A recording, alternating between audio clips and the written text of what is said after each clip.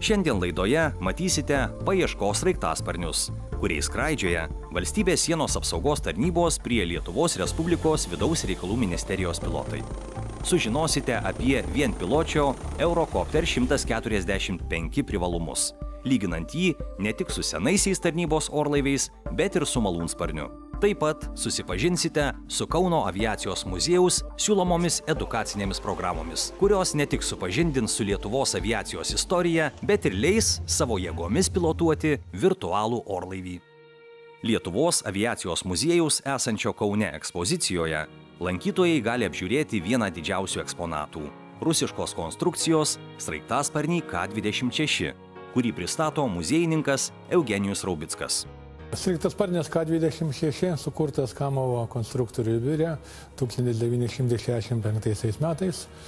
Gaminamas Ulan-Ude gamykloje nuo 1969 metų iki 1977 metų ir orientaciniai nuo 1972 metų yra eksploatuojamas Lietuvoje. Lietuvoje buvo eksploatuojamas šis sraigtasparnis kaip Aerofloto sraigtasparnis, skraidė atitinkama eskadrilė, kurie eksploatavo sraigtasparnius K-26 ir turėjo labai skirtingą pritaikymą. Tai dalis sraigtasparnių buvo naudojama agrochemijos darbuose, tai daugiausiai prižiūrint sodus, purškiant pasėlius, daugiausiai sodų purškimai, o dalis sraigtasparnių buvo naudojami ir valstybinės kelių policijos eismo priežiūrai ir turėjo dažymą tokį kaip automobiliai, valstybinės automobilių inspekcijos. O atgavus nepriklausomybę, po nepriklausomybės laikais šie sraigtasparniai buvo perduoti pasienio apsaugai. Nu ir vieną sraigtasparnį, būtent šis sraigtasparnis Gražuolis yra paruoštas ekspozicijai ir būtent iš valstybinės sienų apsaugos tarnybos. Jie skraidė apie 10 metų ir kada buvo įsigyti sraigtasparniai įvairios paskirties Eurocopteriai 135, 145, šis sraigtasparnis būtent buvo padovanotas aviacijos muziejui ir jisai užima garbingą vietą, paaiškinamas apie Lietuvos aviacijos istoriją, kad būtent šie sraigtasparniai eilę metų, tai yra apie 30 metų, buvo eksploatuojami Lietuvos padangėje. Valstybės sienos apsaugos tarnybos paskirtis saugoti mūsų šalies teritoriją ir atitinkamus sienos su užsienio valstybėmis ruožus. Nuo 2004 metų Lietuvai tapus ES nare, tarnybai tenka atsakyti ir už išorinės ES sienos apsaugą. Aviacijos valdybos lakūnas Raimundas Jaudzemas tarnyboje dirba nuo jos įkūrimo pradžios. Su juo dar žiemą susitikome Paluknio aerodrome, kur sužinojome apie čia esančio ir jau nebeskraidančio sraigtasparnio istoriją. Pagrindinis mūsų darbas buvo nuo kokių 97 metų su pasieniu, dar būnant atskiroj aviacijos tarnyboje. Kada viskas pradėjo vystytis, čia pradėjo judėti Respublika link ES, kadangi mes ateityje turėjom tapti ES išorinę sieną, tai labai didelis dėmesys buvo skirtas išoriniai ES sienai, būsimai. 1992 metais atskiroji dar buvus aviacijos tarnyba gavo pirmosius 2 sraigtasparnius Kamov 26. 1994 metais Respublikos biudžeto lėšom buvo nupirktas 3 sraigtasparnis. Aparatas jau senokas ir pirmasis jo bandomasis skrydis berods įvyko 1965 metais. Tai nuo to laiko, kiek praėjo iki 2000 metų, tai palyginimui su vakarietiška šių laikų technika tai nėra ką ir lyginti. Ypatumas, kai jisai neturi uodeginio sraigto, bet turi 2 priešingomis kryptimis besisukančius sraigtus su vidaus degimo varikliais. Kodėl dvimentis? Sraigtasparniai turi dviejopo yra tipo. Vieni yra bendros ašies sraigtasparniai, kiti turi reduktorių, kuris turi uodeginį sraigtą. Kamavo konstruktorių biuro yra būtent tokia savybė, kad kūrė sraigtasparnius, kurie turi bendrą sraigtą. Tai jo konstrukcija yra sudėtingesnė, bet tokiu būdu yra ir aplengvinta konstrukcija, nereikalingas perdavimas į galinį reduktorių.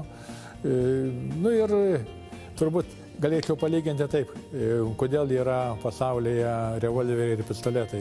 Tai vienu metu turi atitinkamus privalumus pistoletai, kitu turi revolveriai privalumą.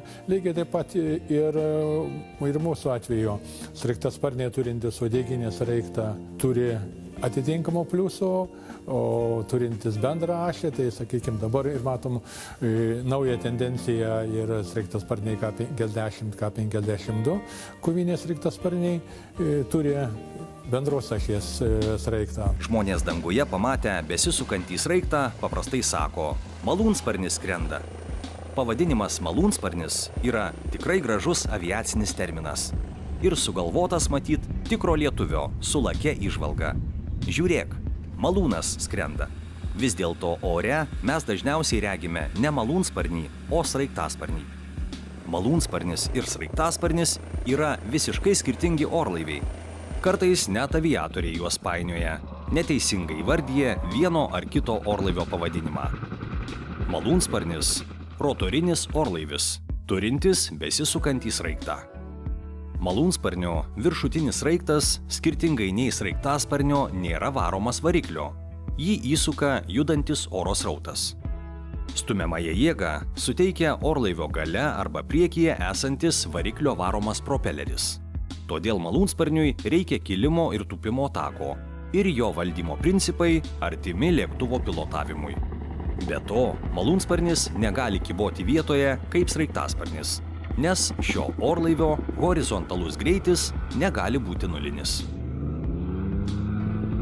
Lietuvos aviacijos muziejuje saugoma senąjį sraigtasparnį K26 Eugenijus Raubickas vertina kaip ypač svarbų išliekamąją vertę turintį eksponatą, kuris daug metų buvo naudojamas Lietuvos padangėje.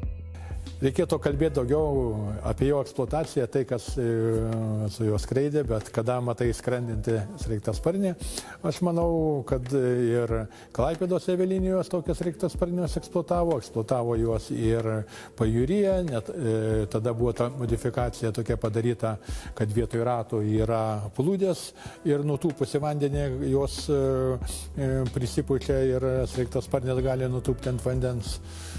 O šiaip savo laiku, tai buvo tokios sraigtasparnius, kokią turėjau, tai jie atliko daugelį darbų ir būtent atliko ne tik tai nemokomuosius skrydžius, o daugiausiai buvo atliekami tokie eksploataciniai skrydžiai. Aviacijos valdybos lakūnas Raimundas Jaudzemas sraigtasparnių K26 skraidęs daugiau nei 400 valandų, lygindamas jo skrydžio galimybės su vakarietiškais eurokopteriais, didelės pilotavimo nostalgijos senajam orlaiviui nejaučia. Na šitą aparatėlį, kadangi jisai 60 kelintų tai metų konstrukcijas, na ir tas rusiškas vis dėlto mentalitetas jaučiasi ant šito aparato. Jeigu prieiti arčiau, tai tos kokybės pagaminimo ir tokių aerodinamikos smulkmenų yra tiek labai daug neišspręsta, ko tiesiog ant naujos kartos sraigtasparnio nėra tų smulkmenų iš vis nematyti. Paskutiniai skrydžiai buvo 2003 metų birželio vidury.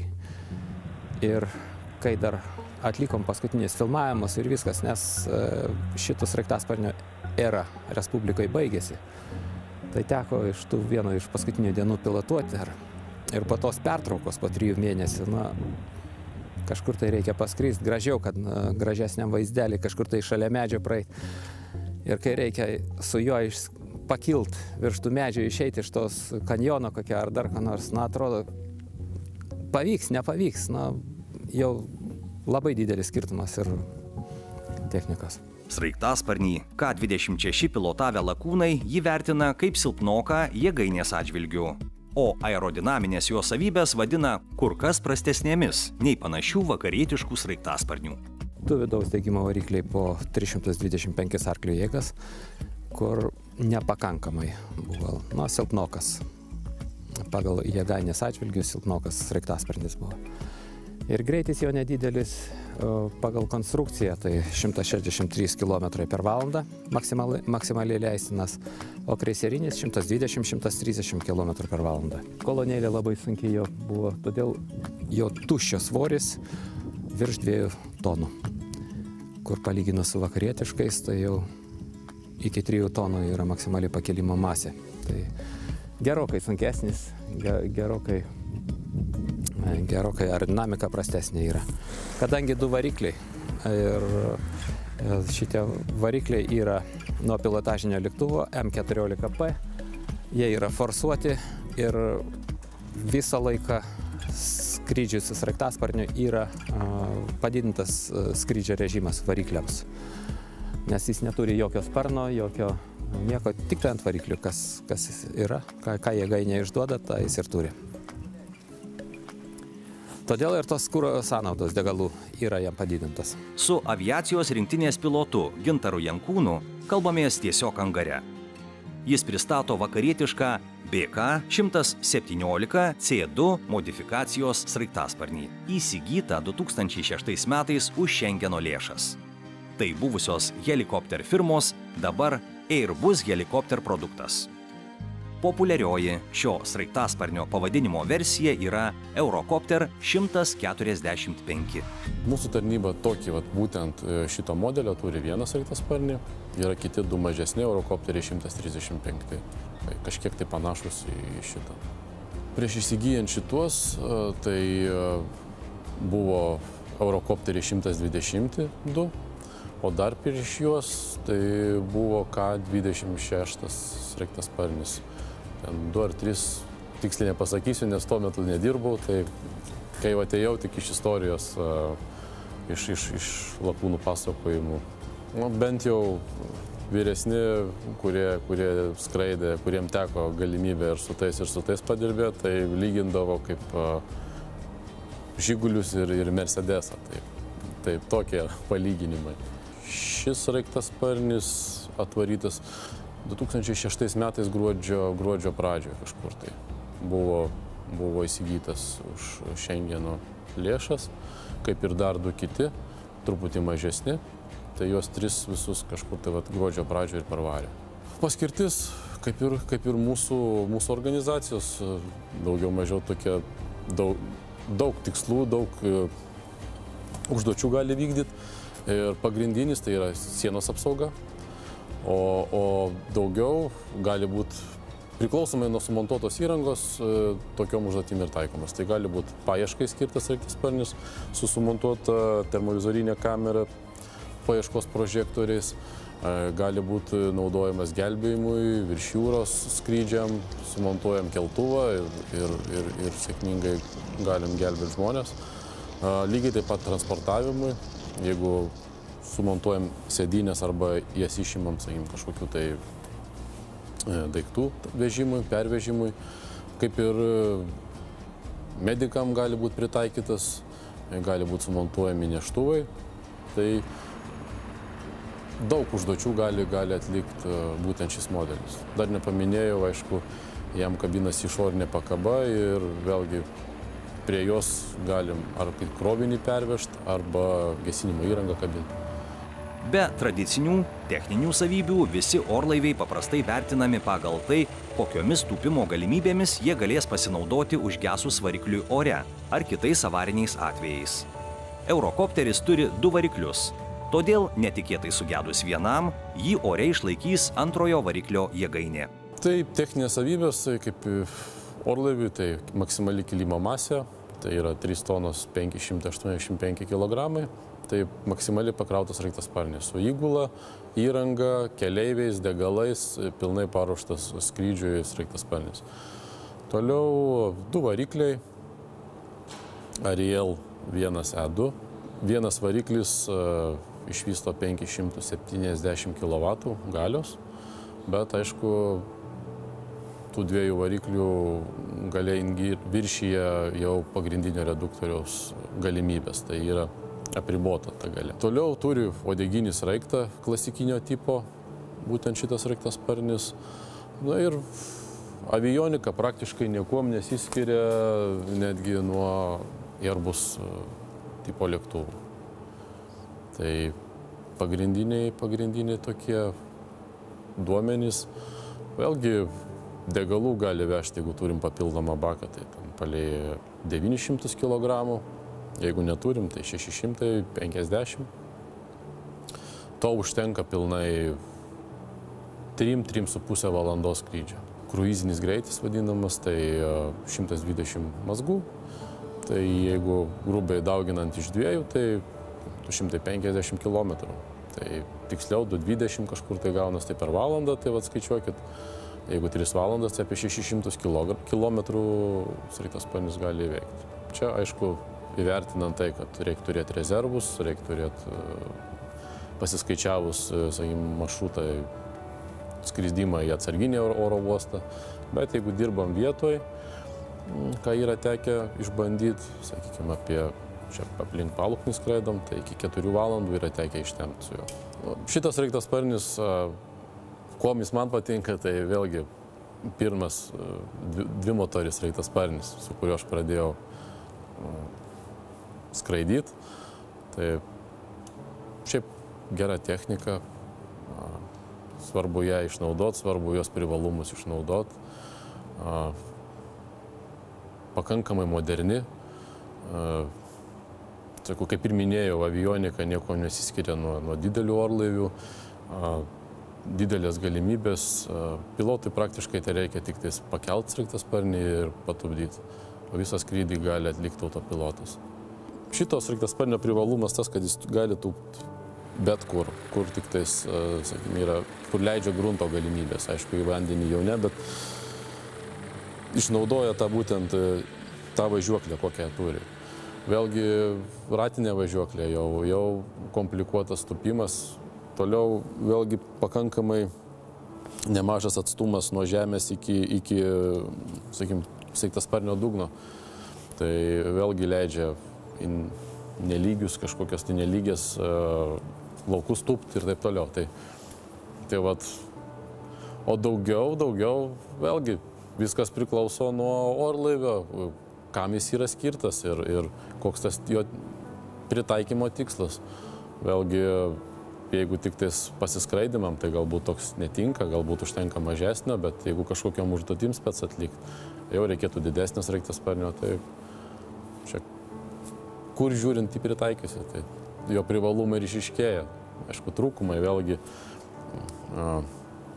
gal palyginus su mažiukais degalų sąnaudos, jau aišku, čia 2 varikliai ir jie abu pasima po 120 kg valandai. Tai palyginus su to pačiu mūsų kolibriu, kuris pasima tik 90, tai eksploatacija jau aišku pigesnė mažiukų, bet šitas gali pavežti 8 keleivius, o mažytis tik tais 3. Tai vat, vėlgi, ką mes pritaikysim ir kokias užduotis vykdysim. Avariniai išėjimai tai jau būtų per langus. Šitos pilotų durys numetamos, sumontuoti avarinio tūpimo ant vandens plūdurai. Šitam sraigtasparniui dar kaip išskirtinumas toks, kad ekstra atveju tūpiant ant vandens suteikti šiek tiek laiko žmonėms palikti orlaivį. Sraigtasparnių K26 avarinis tūpimas taip pat nebuvo toks pavojingas, kaip galėjo įsivaizduoti keleiviai. Svarbiausia, kad būtų kur tūpti. Jeigu tai nėra miškas ir nėra vanduo, tai jokių problemų. Jeigu viską padarysi teisingai, įmanoma patupdyti sraigtasparnį ir kadangi jam yra ratukai, neslydės, tai tiesiog gali nuvažiuoti žolę ir tiek, lėktuviniu būdu. Įgulos sudėtis šiuolaikiniuose orlaiviuose yra minimali. Vadinamaisiais aerofloto laikais sraigtasparnį K26 valdyti privalėjo 2 lakūnai. Šitas sraigtasparnis yra vienpilotis, taip deklaruoja gamintojai, bet jau mūsų organizacija taip yra nusistačius, kad dienos metu tai paprastai skrenda pilotas ir operatorius, o O nakties metu ar prastesnėm sąlygom skrenda 2 pilotai ir operatorius. Vėlgi operatorius priklausomai nuo to, kokią mes įrangą naudojam. Jeigu mes naudojam gesinimo įrangą, tai sakykime, operatorius galintis dirbti su gesinimo įranga, jeigu su paieškos kamerom, tai tada reiškia operatorius, kuris geba valdyti tą įrangą, paieškos tas kameras. Kadangi aviacija yra artima paukščiams, tai neišvengiamai norime kelti sraigtasparnio Eurocopter populiacijos klausimą. Kur jis išplitęs, kur driekiasi šio orlaivio maršrutai? Tikrai populiarus. Gal dabar išgyvena tą tokį renesansą, nes truputį kita modifikacija jo yra išleista ir dabar jis keičia ir šitas sraigtasparnį, tuos mažesnius Eurocopterius 135.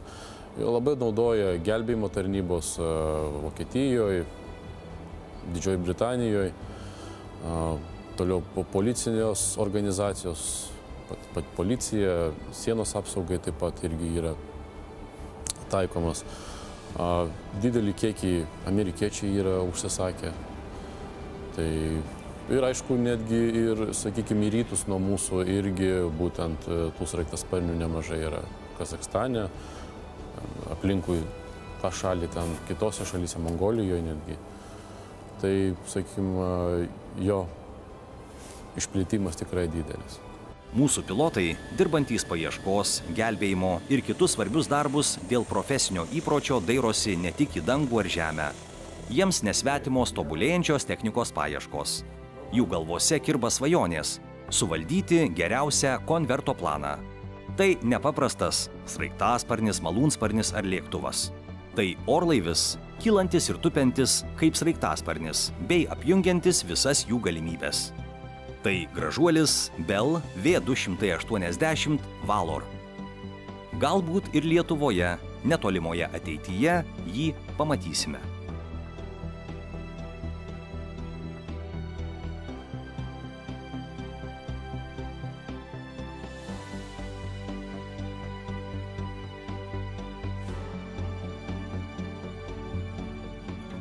O dabar pažintis su Kauno aviacijos muziejaus edukacinėmis programomis.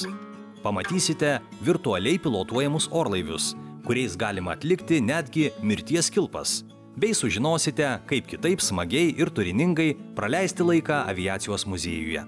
Jis tikrai gali pasigirti savo kolekciją – beveik 20 000 eksponatų, iš kurių net 40 skraidymo aparatai. Taip pat laukia edukacinės programos, su kuriomis trumpai supažindina muziejaus direktorius Remigijus Jankauskas. Šiuo metu muziejus rengia daug edukacinių programų, pristato savo veiklą Lietuvos moksleiviam. Veikiam 3 kryptim. Dariaus ir Girėno skrydis, Lituanika, matot puikią veikiančią Kensgailo sukonstruotą Lituanikos kopiją, kuri dalyvauja įvairiose aviacijos šventėse. Kita kryptis yra edukacinė, kada bandom fizikos dėsnių pagalba aiškinti jaunimui visas skridimo paslaptis ir, žinoma, kaip ir kiekvienoj veikloj, reikalinga užtikrinti saugą. Kiekvienas komercinis oro uostas taip pat turi priešgaisrinę gelbėjimo tarnybą. Todėl mūsų programuose yra dalis skirta būtent šios problemos paaiškinimui. Turim edukacinės programas, Ugnis mūsų draugas ir priešas, parengtas įvairių amžiaus grupių moksleiviam. Edukacinių programų įvairovė didelė. Jų metu lankytojai turi galimybę įlipti į sraigtasparnio bei lėktuvo treniruoklių kabinas, bei pajunginėti tam tikrus mygtukus, pajudinti vairalazdę, bei sužinoti, kaip valdymo įranga padeda lakūnams. Viena siūlomų programų – kodėl skrenda lėktuvas, ypač traukia moksleivių bei studentų dėmesį. Smagiausia dalis programoje – galimybė virtualiai pilotuoti lėktuvą. Esančioje matuoklių salėje muziejaus lankytojai gali jau virtualiai išbandyti virtualų skrydį lėktuvu arba pasijusti, ką tai reiškia pilotuoti lėktuvą. Sakykime taip, ekskursijos metu yra sužinomos teorinės žinios apie lėktuvo pilotavimą, apie jo sandarą, o čionais esančiose mituokliuose lankytojas gali išbandyti ir pritaikyti tas žinias praktikoje. Lietuvos aviacijos muziejus bendradarbiauja su priešgaisrine gelbėjimo tarnyba, todėl lankytojai turi galimybę pamatyti ugniagesybos istorijos kompoziciją bei sužinoti apie saugų elgesį su ugnimi namuose bei gamtoje. Nesunku pastebėti, kad Lietuvos aviacijos muziejus skatina lankytojus domėtis šalies didvyriais. Todėl daug dėmesio skiriama Dariaus ir Girėno skrydžiui per Atlantą 1933 metais.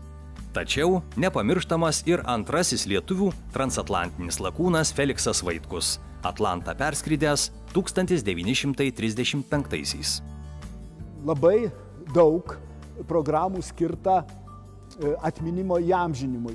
Tų garsių mūsų lakūnų Dariaus ir Girėno, Felikso Vaitkaus, kitų jau sovietinio periodo lakūnų, kaip Stepono Artiškevičiaus, Jurgio Kairio, Rimanto Stankevičiaus veiklai prisiminti ir pagerbti mūsų pačius žymiausius lakūnus. Prie edukacinių programų muziejus pakvietė prisidėti ir Lietuvos paramedikų asociaciją. Jų dėka vaikai ir suaugusieji turi galimybę susipažinti su itin svarbia informacija apie pirmąją pagalbą. Kiekvienas privalo žinoti, kad mokėjimas tinkamai atlikti pradinį gaivinimą yra labai svarbus gelbstint žmogaus gyvybę. Pradiniam gaivinime tai pats svarbiausias dalykas pirmiausia yra nusiraminti.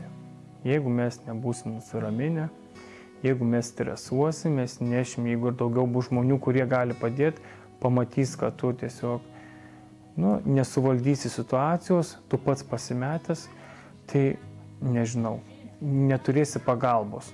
O jeigu tu jau nusiraminsi, truputį pagalvosi ir tada darysi, jau bus tau lengviau. Tai mes ką pagrindė turim įvertinti, ar aplinka saugi. Jeigu aplinka saugi, mes prieinam, pajudinam žmogų už pečių, klausim, kas atsitiko. Jeigu nieko nematė, kas atsitiko, tada įvertinam kvėpavimą. Jeigu nekvėpuoja žmogus, jeigu šiek tiek medikas arba iš tos medicininės pusės yra susidūręs, tai galim pažiūrėti pulsą. Ir jeigu tų dviejų dalykų nėra, mes galim įtarti, kad tai klinikinė mirtis ir pradėti pradinį gaivinimą. Šiuo metu yra Lietuvoje suaugusiam žmogui 30 paspaudimų 2 įpūtimai. Reikia spaudinėti krūtinės ląstą. Taip pat pabrėžiama, kad žmonės labai dažnai pamiršta greitosios pagalbos numerį, todėl skambina į bendrąjį pagalbos centrą numeriu 112, kuris reikiamą pagalbą suteikia lėčiau. Greitosios pagalbos numeris yra 033. Ką žmonės užmiršta, tiesiog jeigu susijusi problema tik su žmogum, greičiausiai prisiskambinti, tai yra į greitąją. Tai yra greičiausias atvejis. Ir bendrausi iki tol, kol atvažiuos greitoji. Tai yra 033. Turi visi įsiminti šitą numerį. Lietuvos aviacijos muziejus yra puikia vieta ne tik besidomintiems šią sritimi, bet ir moksleiviams, atsargiai svajojantiems apie ateitį aviacijos pasaulyje. Galbūt įkvėpti pasakojimų ir prisilietę prie muziejuje eksponuojamos technikos, jie nuspręs būtent šioje srityje siekti aukštumų ir vieną dieną tapti įžymiais lakūnais, garsinančiais mūsų šalį. Kitoje laidoje. Prieš 90 metų keli žymus aviacijos karininkai įsteigė visuomeninę organizaciją Lietuvos aeroklubą. Kas jie buvo? Apie tai kitoje laidoje. Sužinosite, ką vienyje šiandien aeroklubas, ar jame likusi anų dienų karininkų dvasia, kokios paveldo tradicijos iki šiol tęsiamos ir ką naujo įdomaus galima patirti tapus Lietuvos aeroklubo nariu. Birds flying high, you know how I feel. Sun in the sky, you know how I feel. Breeze drifting on by, you know how I feel.